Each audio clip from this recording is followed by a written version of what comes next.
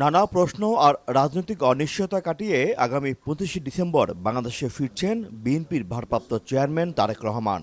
দেড় যুগের দীর্ঘ প্রবাস জীবন শেষে তার প্রত্যাবর্তন শুধু একজন নেতার দেশে ফেরা নয়, বরং রাজনীতিতে একটি গুরুত্বপূর্ণ অধ্যায় হিসেবে বিবেচিত হচ্ছে।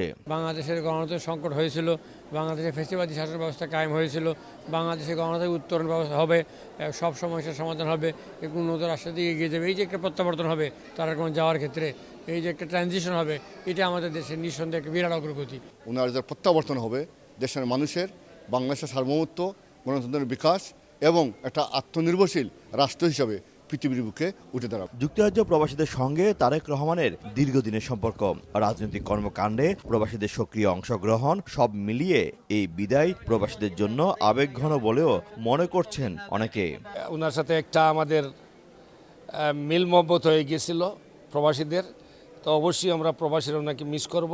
বাছাইকৃত লাল সরিষার দানা থেকে অত্যাধুনিক কোল্ড প্রেস মেশিনে তৈরি হয় প্রাণ সরিষার তেল, আসল ঝাঁঝে আসল স্বাদে। উনি দেশে যাবেন, দেশের এই দুর্দিনে উনি দেশের হাল ধরবেন, দেশের মানুষের জন্য, দেশের জন্য উনি যা করণীয় তিনি তাই করবেন। স্থানীয় বিএনপির দাবি, জাতীয় নির্বাচনে মাঠে থেকেই দলকে নেতৃত্ব দেওয়ার সংকল্প নিয়ে দেশে ফিরছেন তারেক রহমান। ১-২ বছর নয়, টানা দেড় যুগের প্রবাস জীবনের ইতি টেনে দেশে ফিরে যাচ্ছেন বিএনপির ভারপ্রাপ্ত চেয়ারম্যান তারেক রহমান। একদিকে যুক্তরাজ্য প্রবাসীদের সাথে বিচ্ছেদের আবেগ, অন্যদিকে দেশের গণতন্ত্র পুনরুদ্ধারের অভিযাত্রায় তার এই প্রত্যাবর্তন নতুন এক ইতিহাসের সূচনা করতে যাচ্ছে। শোয়েব কবির, সময় সংবাদ, লন্ডন।